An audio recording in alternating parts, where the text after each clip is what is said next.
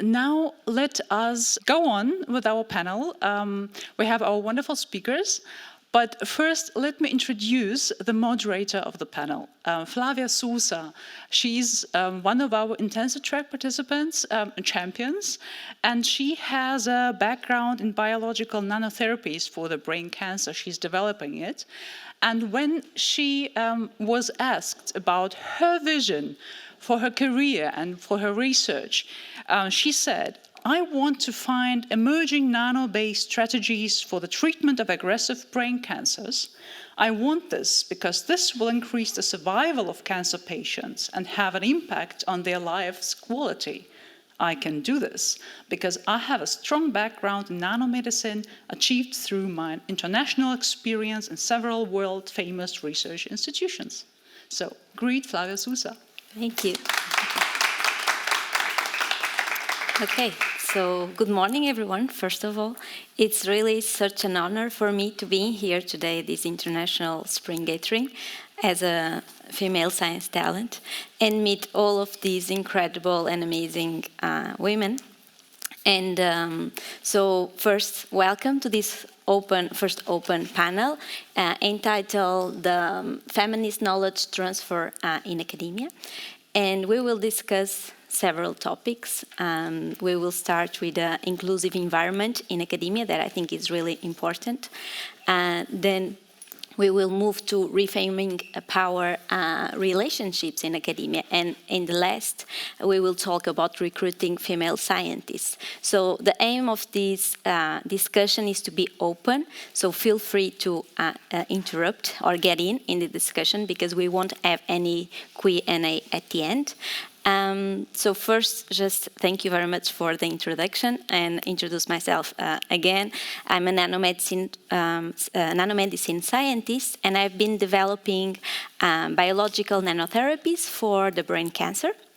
And currently, I'm working developing a nanovaccine for a glioblastoma, that is an aggressive brain cancer. But apart from my passion of science, I'm also super interested in promoting an equal and a healthy culture in science. So that's why when Zafira invited me, I was really happy to moderate this panel with these two amazing speakers that I will introduce soon.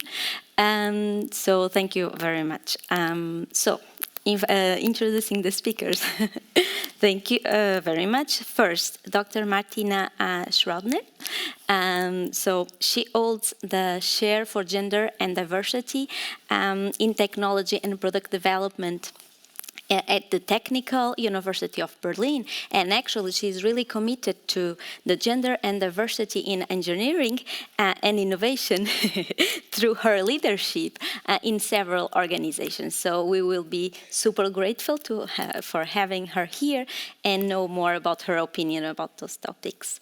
And then, to complete this amazing panel, we have Dr.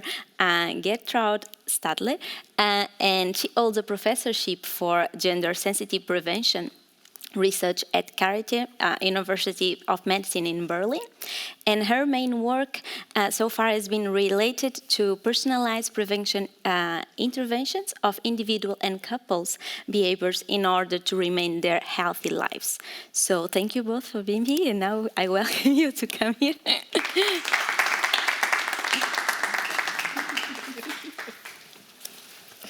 Okay, so thanks so much for introducing us. Here we are. So I'd like to start with the first topic, that it's inclusive environment in academia. And we all know that science and academic community is all about excellence and performance. So I'd like really to know your strongest argument in advocating an inclusive environment in academia. So, one of Martina, yeah. This was the start for the whole procedure of gender equality everywhere. This argument of quality, because we have around 50% of female students starting at the university, and we have more than 50% with excellent examinations at the end of the studies time. And then during the postdoc time, we have a strong decrease. And when you argue about quality and you argue about excellence, then you are losing excellence, quite simple. And this is the best argumentation for this topic, especially in science. Yeah. Much more complicated in industry. I agree. So from the perspective of medicine, so I'm a psychologist, but I've always worked in medicine and health, and so to me it's kind of stunning. Yeah? So Germany has had, for example, since the early 90s, about parity in medical students. So equal amounts of female and male students since the early 90s. Yeah? So this is 30 years ago. But the leadership has not really changed. Yeah? So it's actually so now we have about 2/3 of our students in medicine are female, and medicine is becoming ever more female with the academization of nursing studies and midwifery. But we do not see the change in leadership. So and I couldn't agree more with Martina. So this is a loss of talents. So a loss of input and perspectives, and I think this really hampers our possibilities for being innovative. And so I think we've talked a lot about this, that in a way it reduces our potential for gendered and diversified innovations. Yeah? So we are less innovative because, for example, one study just recently showed that it is actually female senior scientists in the first or last author position who really look at differences in samples. Yeah? So articles are much more likely to look at heterogeneity of samples, including gender differences, if there is a female lead there. And so we are really missing out on improving, in a way, in my field, really creating the best science, the best evidence for all. Yeah, I definitely agree with that. There's a small difference in engineering. We have much less women in engineering. So especially in hardcore engineering. So 5%, 10%, in the very best cases, 30%. And this is quite often because then these topics are combined with sustainability or things like that. And I think this makes clear that all these technological development issues are really connected to young, male, well-educated men. And we have to change that too, because we need a lot of technology also to reach all the climate goals, all that stuff. Therefore, it's a need to have more women on board. Exactly. Yes, exactly. I definitely agree. But now it's like, in the first keynote we heard about it, it's not just about talking about these issues, it's also about putting in action. So I'd like to ask you, what kind of strategies can we do to have more this inclusive environment in academia? What is your opinion? That of course is not easy, right? Talking is much easier than just put in practice. So we've just, within the Berlin University Alliance, really trying to start this process in a very principled way. So one issue I think that we see in this area is that, that there's a lot of anecdotal and case-based evidence, but there's very little systematic organizational development. And so we are trying to really take a different approach to collect very good data about what diversity domains do we even have in academia and whom do we have at which level. And I don't know who has seen the recent Nature article that so kind of like we do not have good data, for example, on ethnic composition of our academic workforce, and so we know that women get ever rarer as the higher you go. But for all the other diversity domains, care work, ethnicity, first generation academics, we do not have good data for Germany, so we cannot do targeted interventions.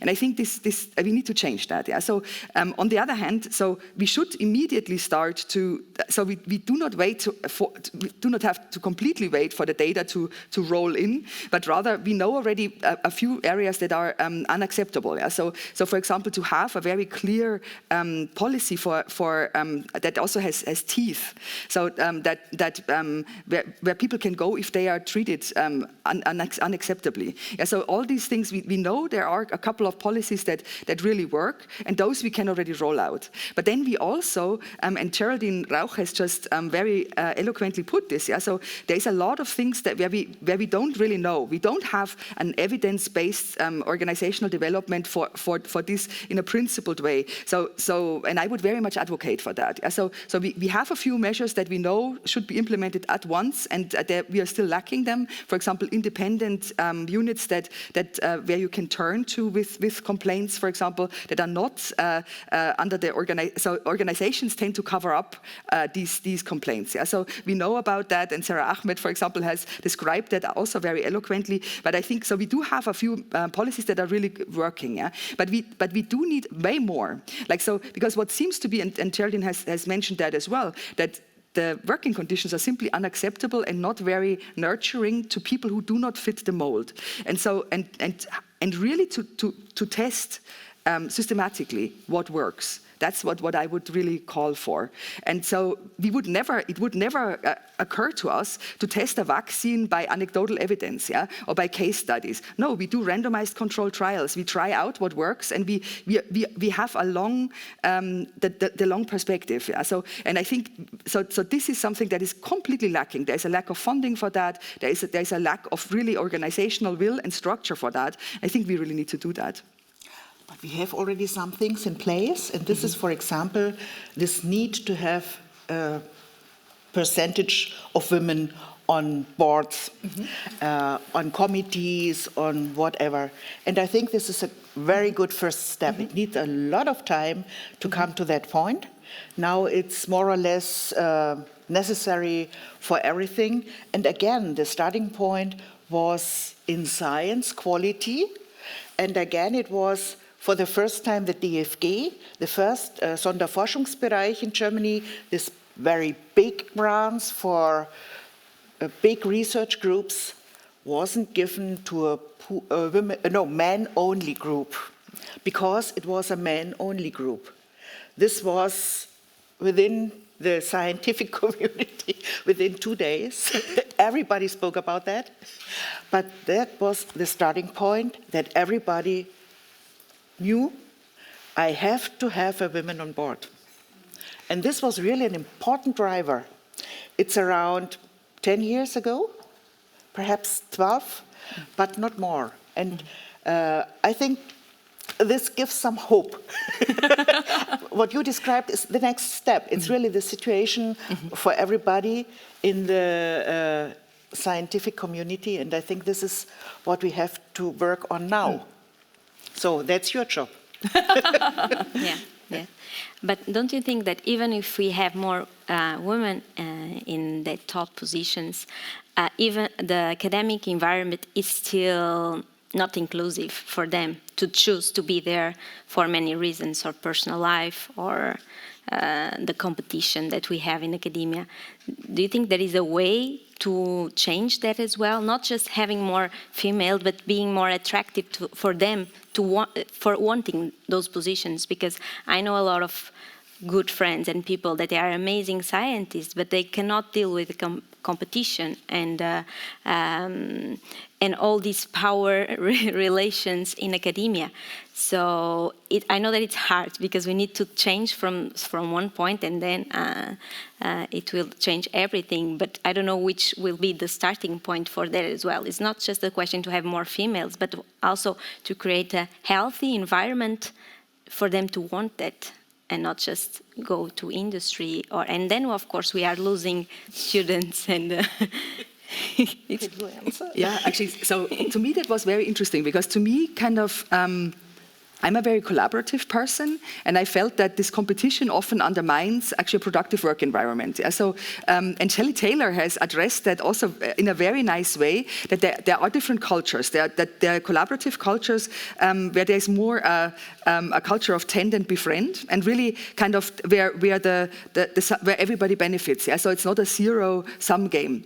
But there are, and I think this is really, and it's actually quite interesting because that is what. So I used to work in industry as well, like in organizational development and consulting, and so I was always the only woman. Yeah? So, and it was very interesting that even the guys didn't necessarily enjoy that much. Yeah? So a fight versus flight environment. Yeah? So where everything is a zero-sum game. And so I think so this cultural change has many benefits. Like it's much more efficient to have like a tend and befriend culture versus a fight versus flight culture. Sometimes it takes a bit longer because you need so usually these are very hierarchical organizations, and but a lot of women don't necessarily enjoy that much. And so I think so this would be one way to change, and also to simply commit. Like I think all of us in the room have a little bit of leeway to contribute to establishing such a culture, and I think that would be much more enticing for female scientists.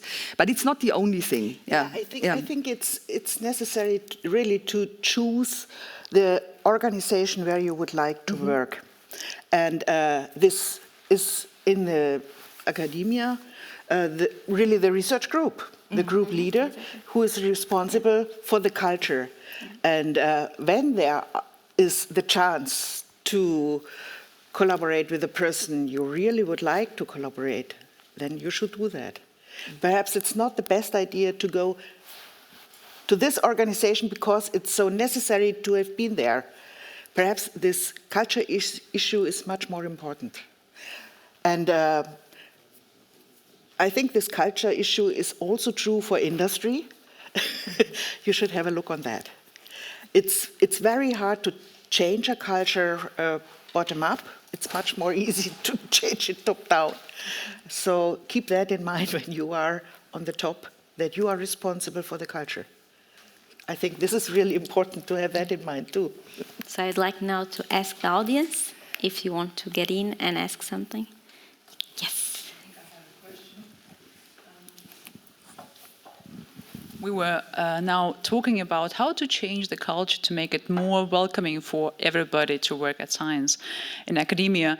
But for that, we of course need the data. As you said, we don't have enough data because a lot of cases are not documented, are not talked about, and or maybe just haven't seen. People don't see it because of bias. And of course, to gather the data, we need the funding. And you also said that there's not much funding going on there. So I was like, now we strive and try to promote gender equality. Why is it still not enough funding there? And what can we do to get that money to promote this and to establish a future culture which is inclusive? What do you think? It's on the one hand, it's a research topic, and then you need people who are interested in. And this is perhaps, especially in Germany, also a topic. We have the gender studies on the one side, and we have all the people, all the equal opportunity officers on the other side. And it's not always the best combination or the best idea of working together between the two groups. I tried to find a safe pathway through this. It's a difficult field, you can imagine. I think something like Gleichstellungsforschung, research on equal opportunity, would be a necessary new topic. And this would fit exactly what you address with the DIMIS, what we are working now together on, I hope so. So you should describe it. Yes, well, actually, yes. So we actually obtained a little bit of funding from the Berlin University Alliance because, well, this was really funny. So everybody at the Charité, when I came about 3.5 years ago, was like, oh, yes, I'm really excited about diversity and gender equality, but actually, how do I go about it? I have no expertise, right? And so we put together a diversity minimal item set that really has, like, for for most purposes, like an item set that includes sex, gender and sex, ethnicity, sexual orientation, religion, physical ability and health, mental health, care work, socioeconomic status and age. And so these core diverse domains, like we worked on that with a group of about 40-something experts, including Martina was really helpful in getting this. And so we published that. So as a first take, as a suggestion, so that people can have something brief and very,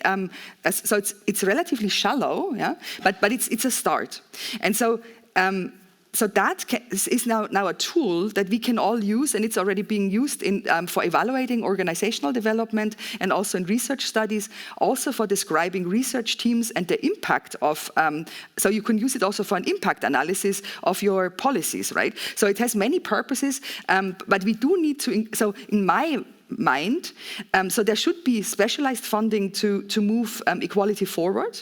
But the other thing is simply that it should be rolled into all of our research projects, into all our organizational projects. So it's really a cross-cutting theme that is not just delegated to the equal opportunity officers, but really a task that everybody is responsible for. And that, of course, then also includes that it is part of, for example, leadership evaluations, incentivization. So are we making progress on this topic? At the moment, there is very little incentive as a leader to really get serious about this. And so I think on one side it's kind of dedicated funding, yes, of course, and I think we are trying to raise awareness around that, but also, for example, if all publicly funded projects would include a tiny little bit on this, yeah, so add a little bit to their questionnaires or their research project. So for example, Canada has this policy that each publicly funded project needs to report the main results in a gender disaggregated way. And I think this is such an important first step because it's cheap, although a lot of people, our Canadian colleagues are, but gender and sex is not at all my interest. Yeah? So, but still, they are creating a very systematic database. Where do we need to dig deeper, and where is there? There's nothing there. Yeah? So, and we can systematically go about this. So we do need more funding, but it's also a topic that everybody needs to be tasked with. And we have this in Germany too, because we have it in the DFG Codex. Do you know the DFG Codex, Richtlinie für gutes Arbeiten? You should have a look on that. That's something we are committed to. We have to be committed to, because you only get research funding from the DFG when you are working according to that codex. So all the big money in science in Germany is given according to this codex, and in Richtlinie 9 there is written that in the research design you have to think about the gender dimension and the diversity dimension. And you have to think about, and you have in the proposals, you have to address this point. This is, so, bitte? Richtlinien der guten wissenschaftlichen Praxis, guidelines for good scientific practice, and so it's rolled into that. And it's number 9, the guideline number 9. But it is, so this is an interesting one, right? While in Canada, so every research report needs to report that into the final report. This is a recommendation by the German Research Foundation. Yeah? Note the difference. No, it's more. It's not only a recommendation. We are committed to that codex. We have to work according to that codex. Otherwise, you aren't allowed to get funding from the DFG. So all the universities have signed that they say their professors, you have to work according to the DFG Codex. So now I'm not sure if everybody knows it. we have Sarah that is waiting. Thank you very much for your talk. I think it's really interesting and really necessary. But what I was wondering, when you're talking about those guidelines, for example, and also when you're talking about like sex and gender, I, in my experience, always have the impression that people think when you're talking about sex and gender, it's about women only. And I think this is one problem that also when you, for example, address male professors, they're like, okay, now they're talking about women, so it's not my topic. So that's the first thing. And the other thing is, I mean, you made the example with the DFG project that was not accepted because of not having one woman. And I think this is the other problem then that we are talking about women, but also only having about one woman. And I think this is also so much in our heads that sometimes we're like, I can't apply to that position because there's already one woman in that research group. And I think this is also a really big problem because, I mean, normally we would say it's like half-half, more or less. And I think this is also something we need to think about. And I really would like to know what your take is on that. How can we change the culture? How can we address also men? How can we include them? How can we also say, hey, when we're talking about gender, it's not about women. And when we're talking about changing diversity, it's not about one woman in a research group. I think Geraldine mentioned it already. It's a process. And I mentioned this was around 10 or 12 years ago. At the moment, we have this 30% line. And I think one woman isn't enough anymore. So 30% is standard now, and it's going more and more in direction of 50%. So really hard in fields like physics or engineering, completely different in fields like medicine. And we will see what happens when it's the other way around. Because I think this is also true. I wouldn't accept also in gender studies, in social sciences, a panel without men. Exactly. So that's the other side too. Yeah. And I think this is something you can also address when you have to discuss with someone in a group like that. So to me, it was very interesting. Like, so in medicine, it's easy to make the case that this is not just about women. So men in Germany have, as is the case for all OECD, or the OECD country average, men live about 5 years shorter than women in Germany, yeah? And in the OECD overall as well. So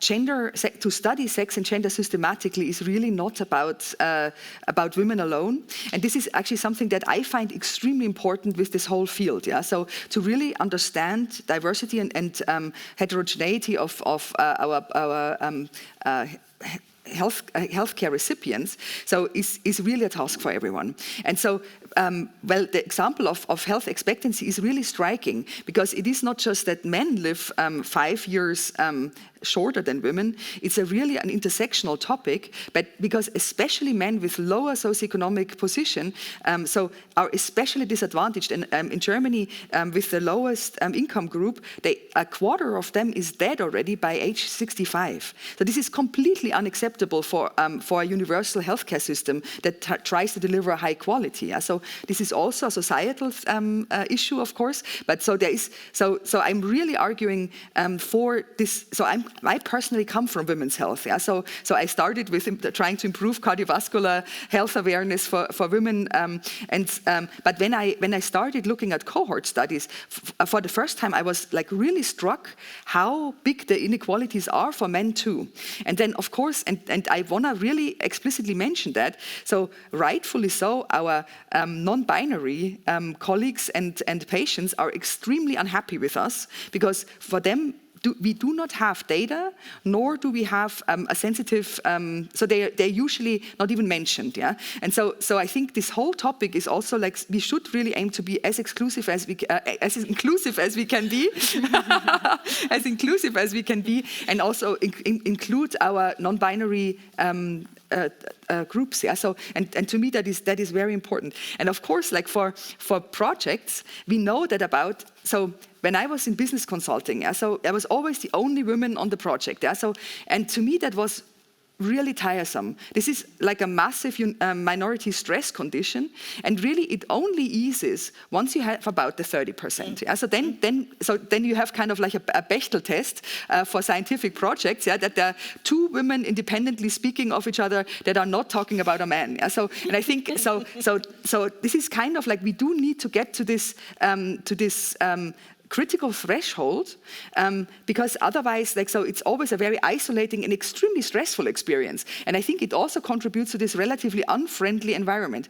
If women have this network, so at least if I look back, now that I have this network, it's much easier to also go in and be competitive, to encourage each other, to say, well, why don't you apply for this, right? But as a young, isolated person, this is not easy. And I think, and really for all the other underrepresented groups, this experience is always there. Yeah? So and maybe even stronger. Yeah? So if you are of an age that is not represented well, too young or too old, or if your skin color is different than the majority in the room, you always have this experience of being like very much under the microscope. And we should at least, for some of these issues, we can't change it easily, but we should at least be aware and very respectful about it. Yeah, makes sense. So Simone, yes. Thank you.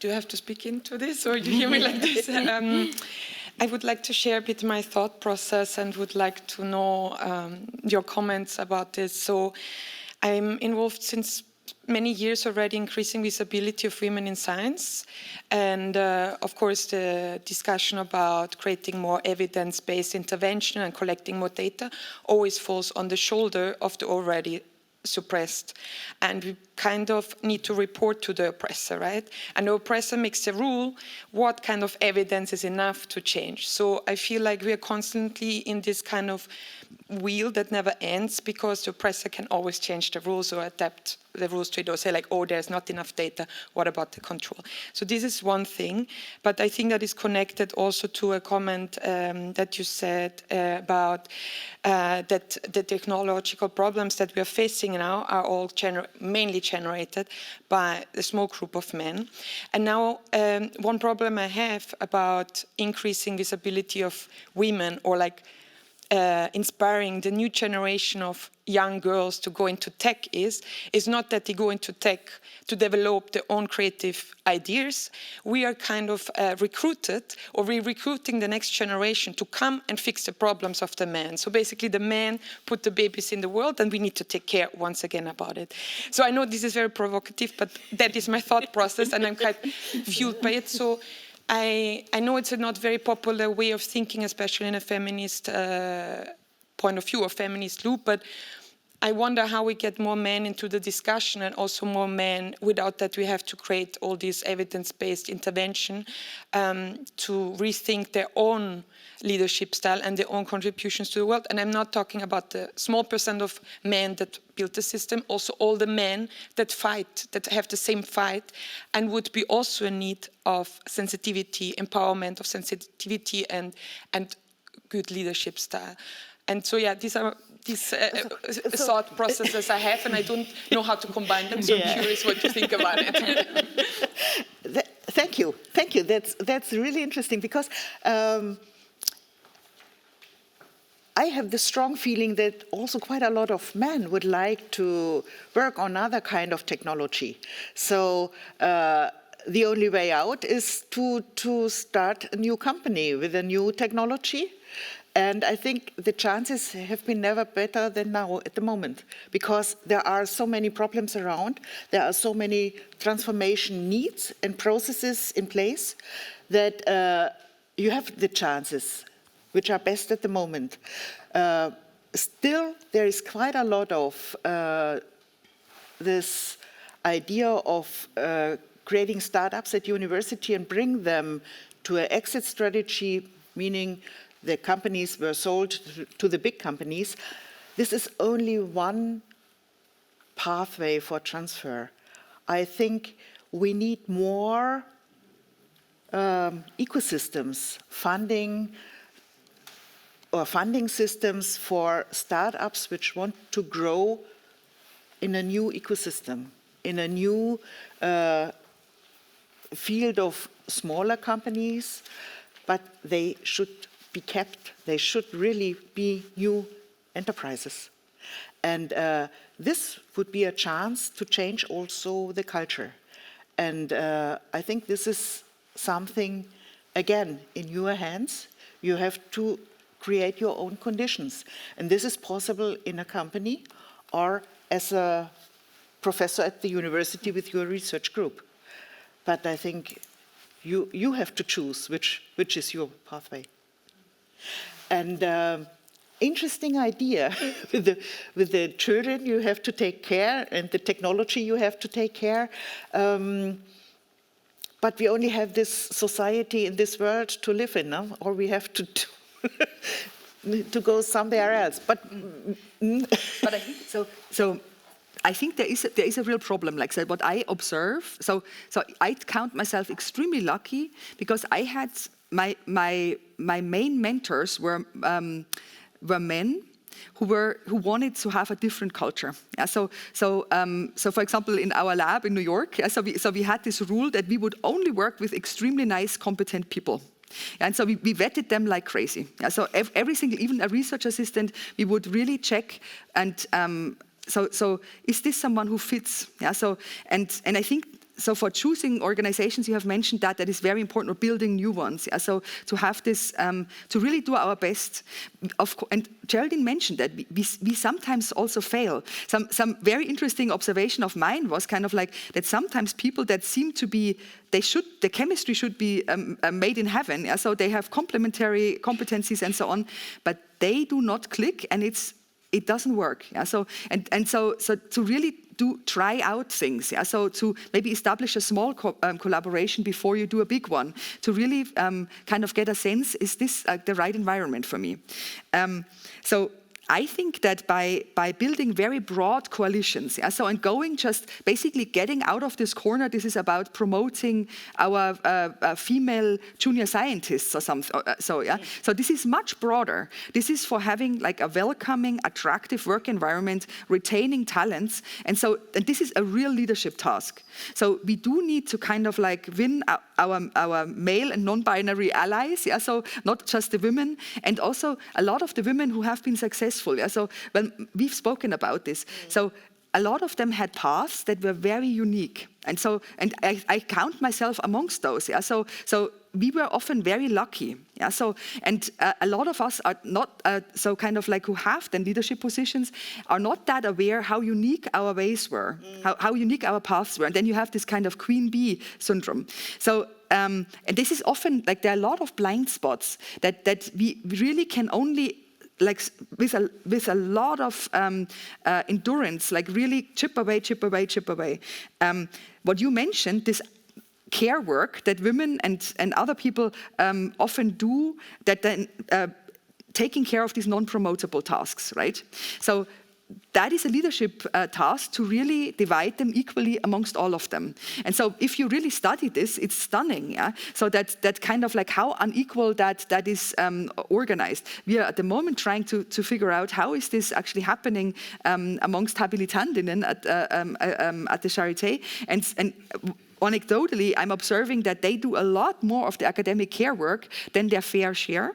And so, and then colleagues who don't do that much, so of these non-promotable tasks, like teaching, also clinical care, interestingly, so they move much faster in their careers. And then as soon as you then have then additional for example, care work to do, like the private care work, then the whole thing falls apart and people give up. Yeah, so yeah.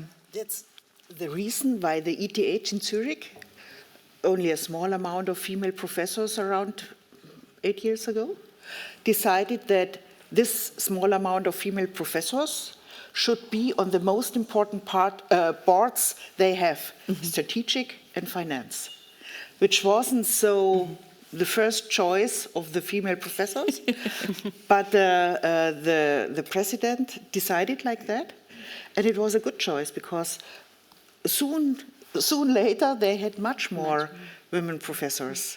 So when you have the chance to decide, it's always a good idea to use or to join that board. Huh? So to end this topic, now I think Chiara want to say something, right?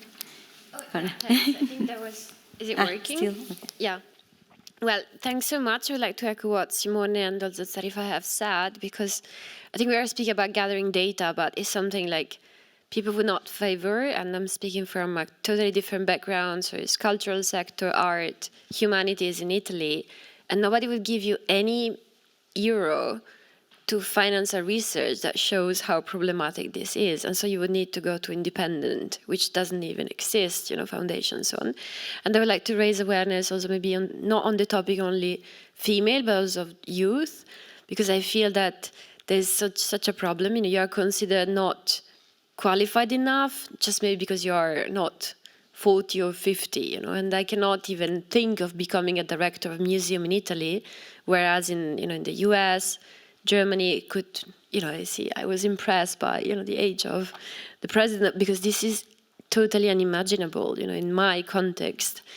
And so I was wondering how to gather this data and also about age, because sometimes it cannot be easily proved that somebody younger has more potential than somebody who has been there parked, really using this word parked, for 20 years.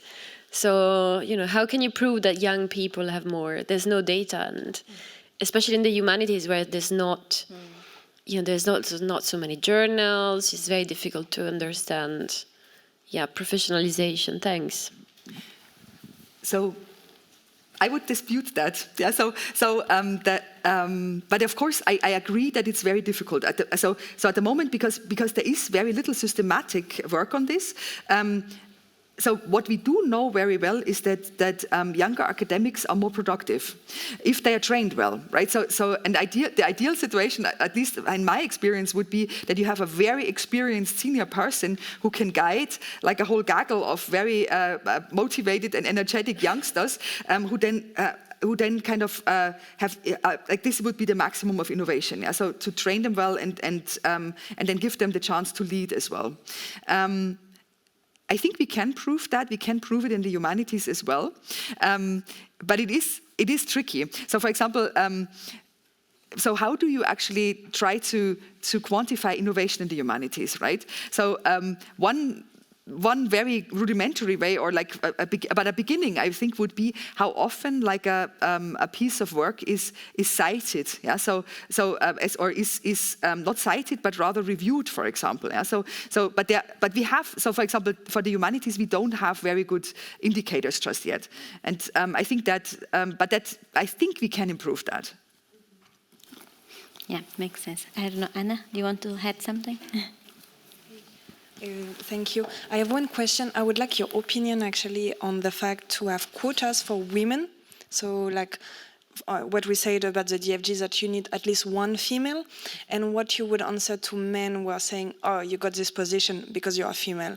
And for me, like, we need to start to change the system, and quotas are made for that, but what would you answer? Because it's such an annoying question or reflection.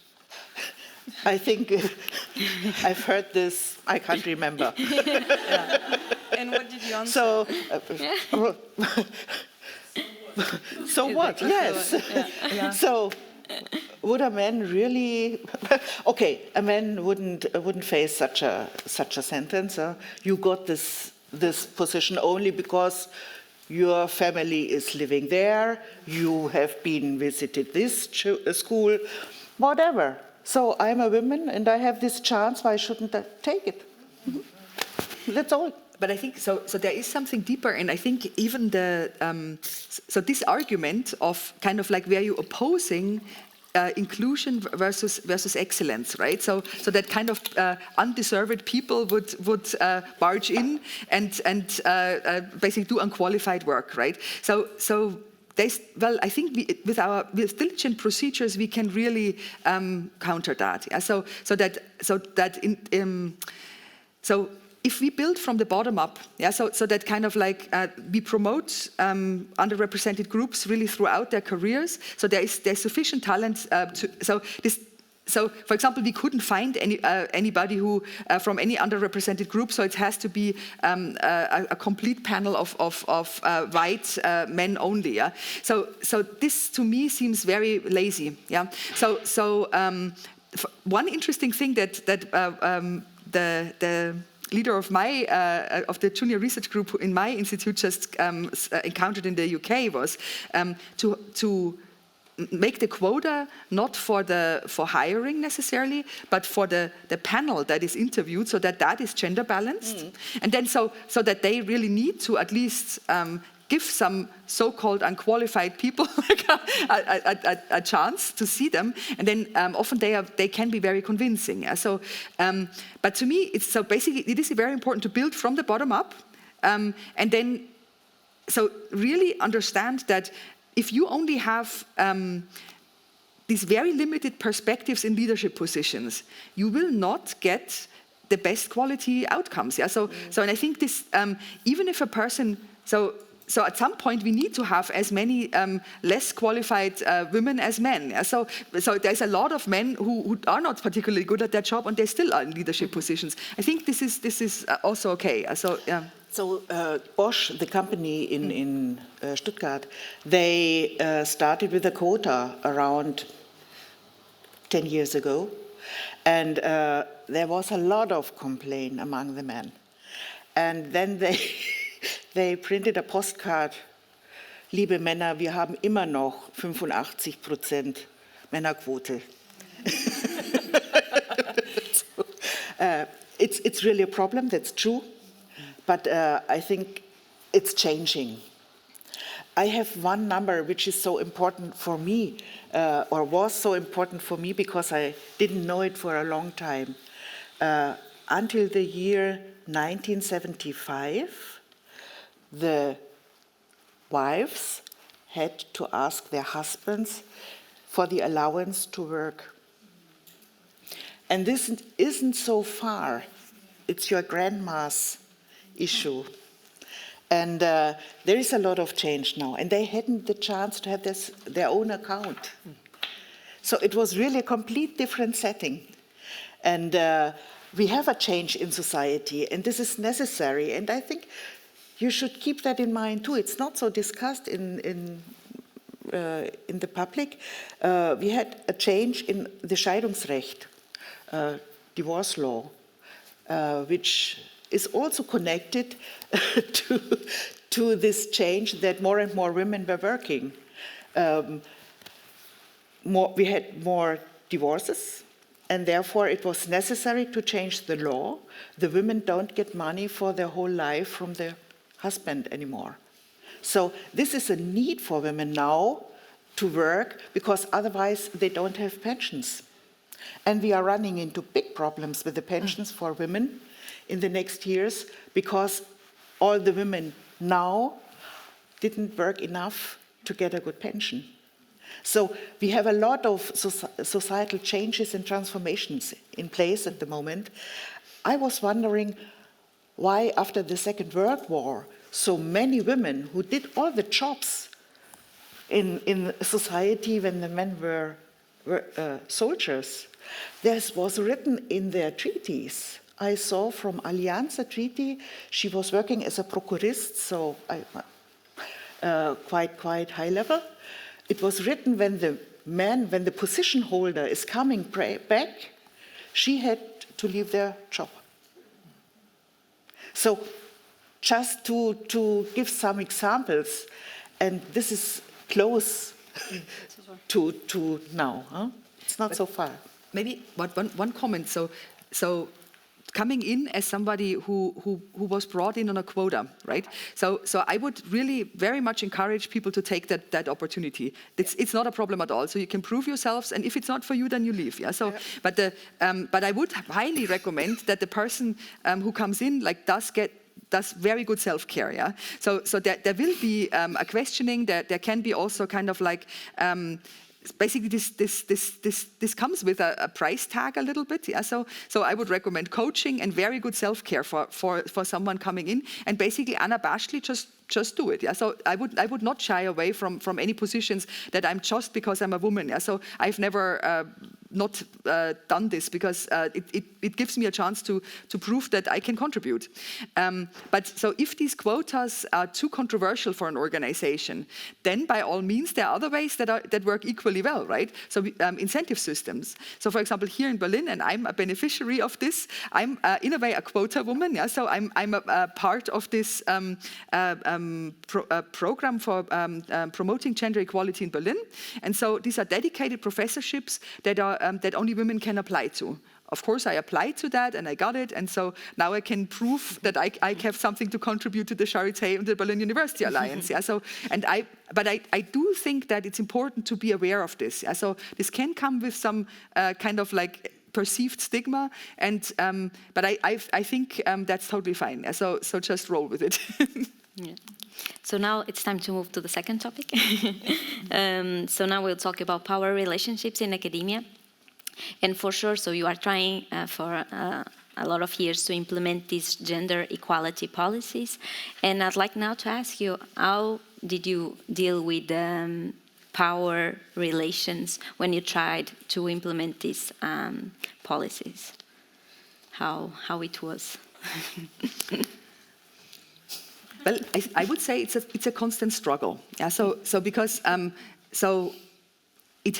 so in my perception, it's very hard to do this alone. Yeah. So if you are isolated, it's very hard. So in a way, to me, it has been like a very interesting experience that not always everybody who is on board with gender and diversity and has an interest is working seamlessly with, for example, the equality officers and so on. So that has been to me like a very big surprise. But then I understand also the frictions. Yeah. So different traditions and so on. But I think so all hands on board. Yeah. So the power dynamic is so that most people in leadership positions, and Geraldine is very different, Geraldine Rauch, but so they have no clue. But even so, the women in leadership positions that have power often came in these very unique ways and are not aware how hard it is to follow their lead.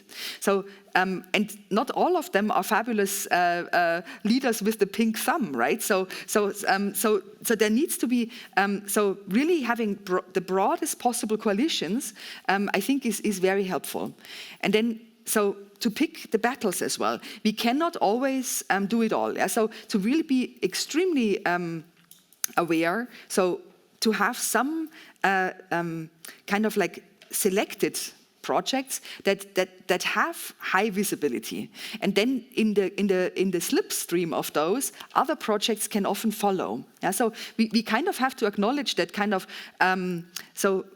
looking at, for example, a model of job stress.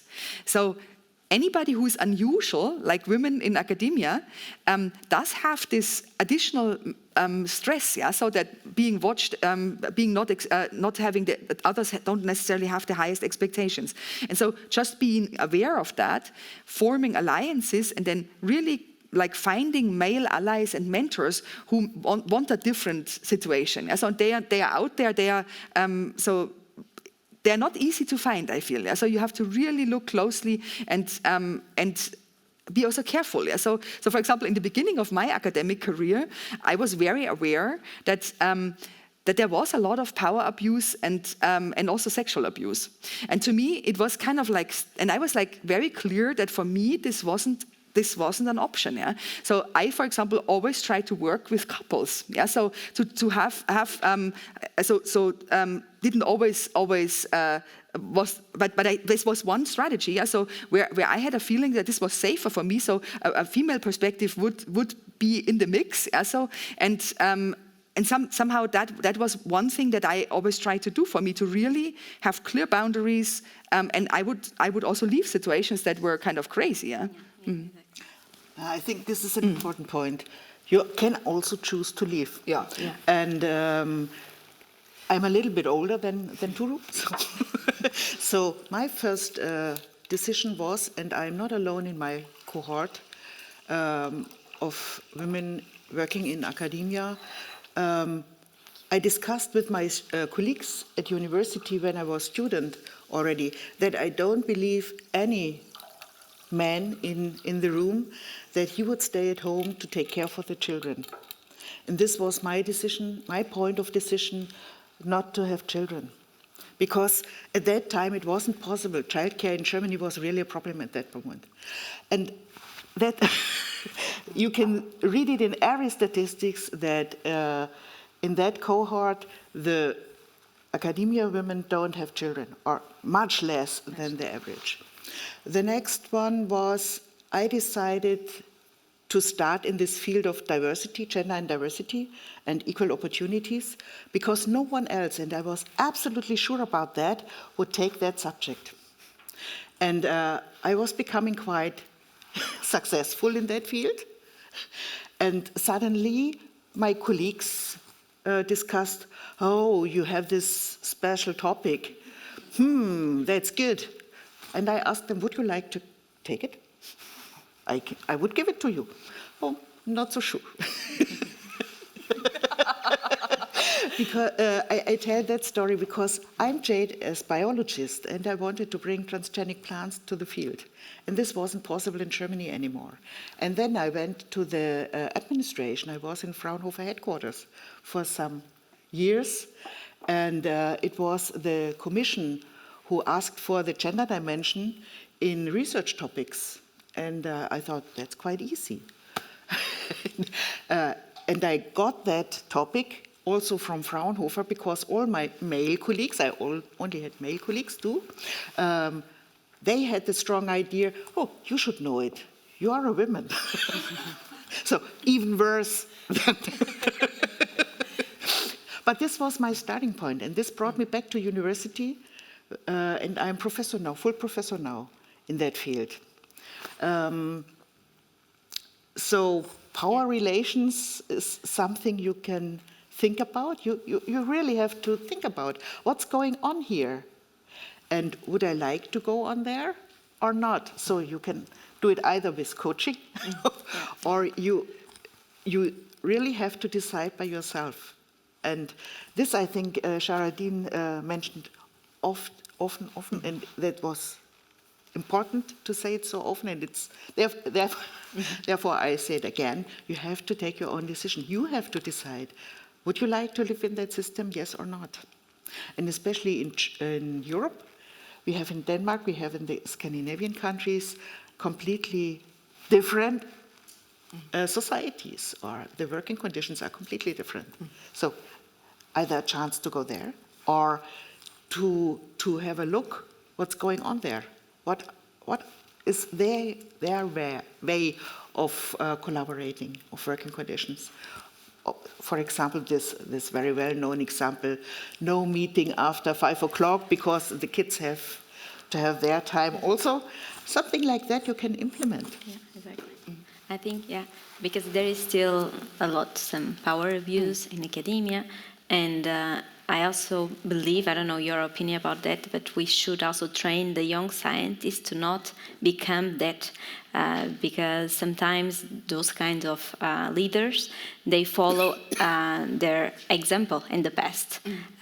So they are copying the strategy. So I also believe that we should also maybe get some coaching and training for postdocs to become better persons and better leaders, and then to create a nice research group and with a healthy environment, because I'm still like a kind of postdoc and a researcher, but then my aim is to become professor, and I believe that we don't have any skills to become that in the leadership, teaching.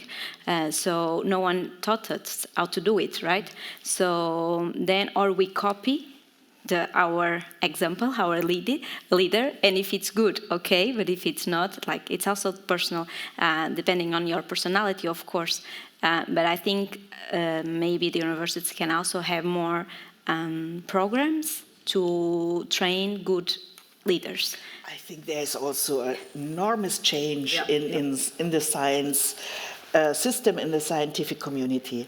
And this idea of the professor, it's really like that. When you have these 4 letters in front of your name, then you know everything. You know how to write a treaty. You know how to discuss with unions. Everything, and you know everything about your research. That's incredible. In Bavaria, it's not allowed to teach without being a professor. In Berlin, you have to teach, otherwise you can't become a professor. Hard to understand. It's a very old system, and I think the history describes or explains why it is like it is at the moment.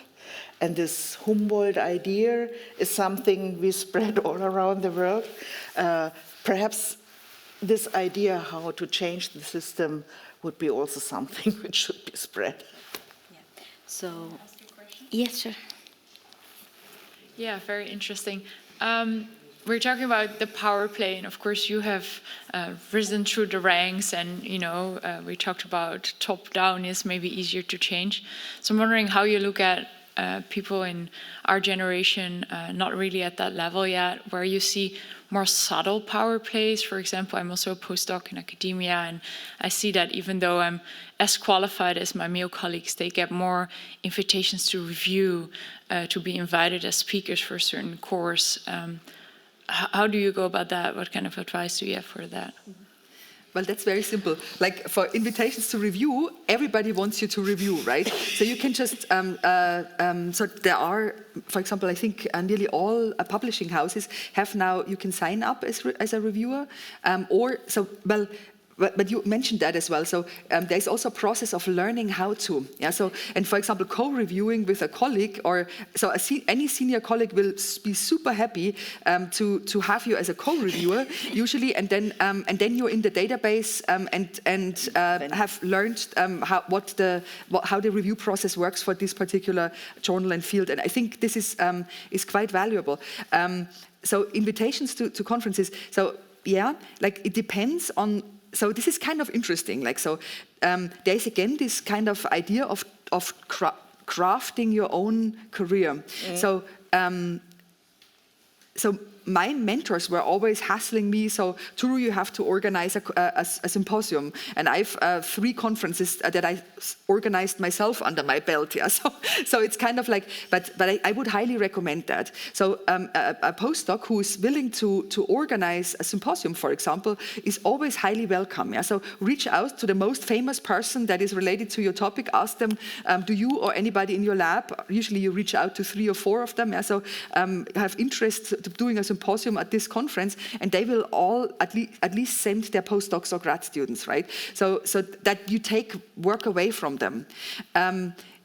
So I would highly recommend that. So not to wait for opportunities to be invited, but rather you reach out to others and invite them. Interestingly, is often they do not answer to your emails because they don't know you, right? So, and this is probably something. Well, I'm the worst with my emails, yeah. So I get so many emails every day, but so. Be persistent, yeah. So, and then also, like, so you can always ask your mentors and colleagues who have already a connection to maybe introduce you, yeah. So, and because they know their email address, yeah, the name, then they will answer to you, yeah. So another, at least what has worked. So this is actually quite interesting because, like, I'm a health psychologist, and really.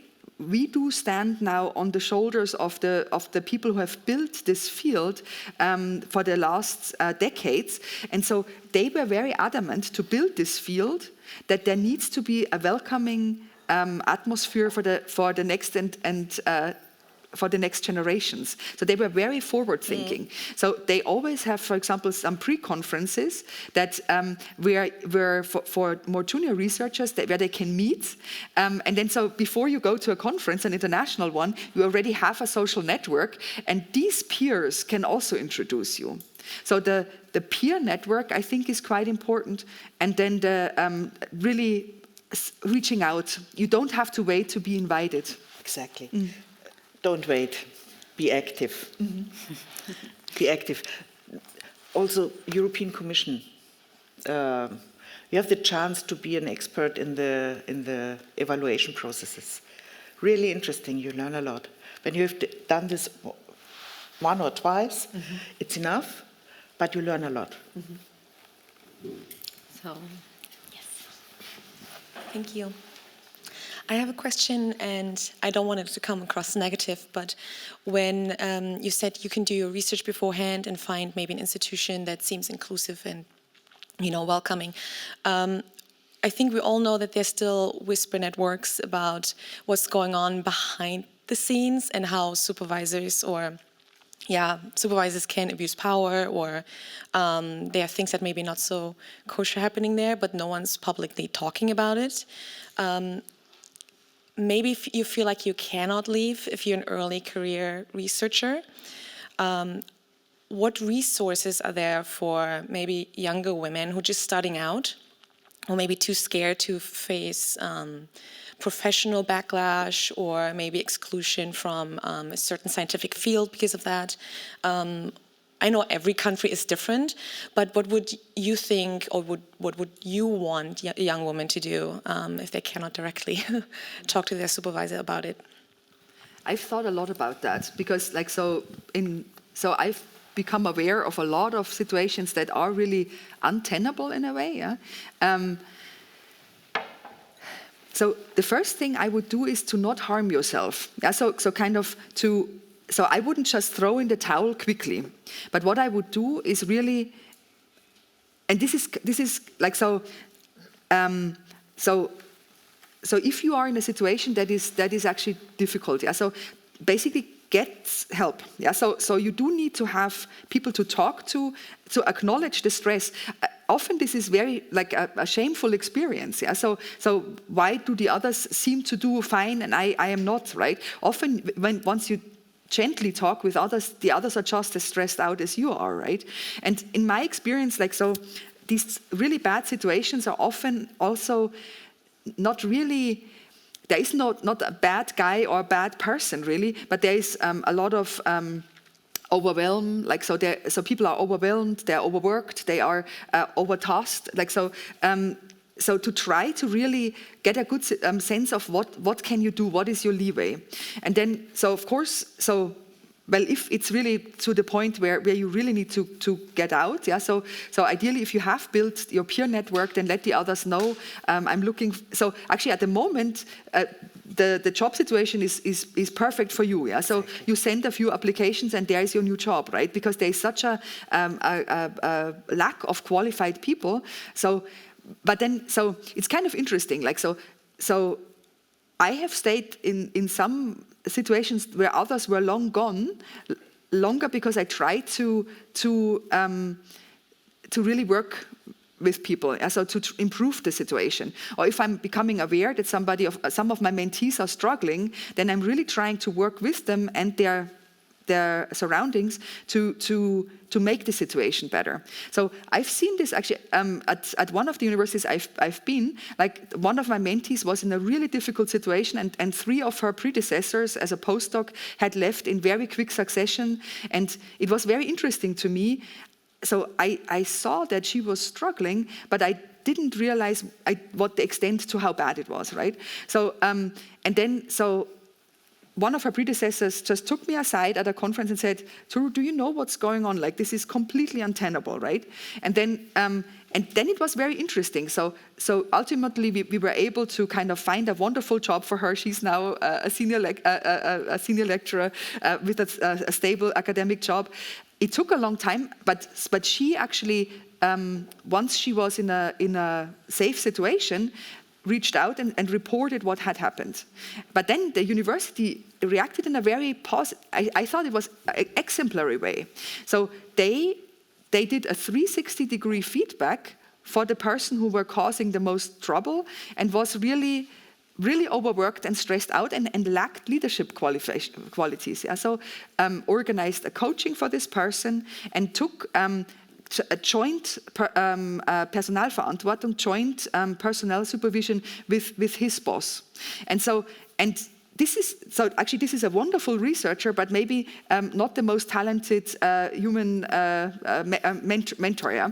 So it was a total shame, because so he really needed to develop this potential of him more. Yeah. So and so if it's something more minor, yeah, where you think, actually, I would like to stay, I'm rather ambivalent, really calling in the person can also be a possibility, right? So for example, I know of one department where there was a lot of trouble with the... And so they did a survey of the grad students and the postdocs that was anonymous, and they could really safely say what they thought. Yeah. So it was, and they were encouraged to. The leadership really wanted to make a change, and then they identified real problem areas and underwent an organizational change process. And I think we should do that much more. Like often there is potential for making the situation better, because if you need to leave, yeah, so that comes with a big cost often. Yeah. So and I wouldn't sugarcoat that at all. I'm very straightforward with my mentees. When somebody calls again and says like, this is horrible, then I say, so what can we do? Yeah. So and but also often people get very hurt by minor things, yeah, by a discrimination experience that may have been even inadvertent. And it was interesting because I was working in HIV research, and I was called in several times for insensitive remarks that I made, and it was really like that. And I had no clue what I had said. Yeah, so that the person was really hurt by what I had said, and so one thing that I took away from my own experience is kind of like, if there is something that weighs on you, right, to address it relatively quickly.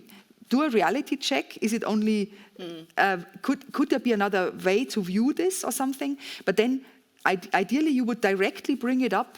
So at least, so not talk. This is whisper network rather. So the whisper network, I think, is very important because it can sometimes be very effective to warn people when there is really big problems. Yeah. So, but also there can be an unjustified whisper network. Yeah. So where nobody dares to really address, like, so for example, that somebody is always stressed out and doesn't have enough time simply for the grad students and postdocs. Yeah. And I think that is something that is very common. It's not that they want to be bad mentors, but they just don't manage the workload, right? And so yeah. So I'm afraid. Perhaps you should keep in mind that this is different in the different disciplines. Yeah. Mm-hmm. So in engineering, we have a completely different setting. We have this small amount of women. There are the problems completely different as described. Also some are similar, no question. Solutions are also questions. I think what's always helpful, and this is not really nice, but when you are looking for male professors with daughters, they can be really helpful because they quite often see their daughter in the same situation, and they also know their colleagues quite well. So this is quite helpful. So I'm afraid that we are running out of time, so we need to close here the session. So thank you very much again for your presence here. I think it was really inspiring, and I hope this will help us to change the future as a young scientist. Yes, at least. Like, so you are the future. Please help us to change academia. Exactly. Yeah, exactly. So thank you again. Okay, thank you. Welcome.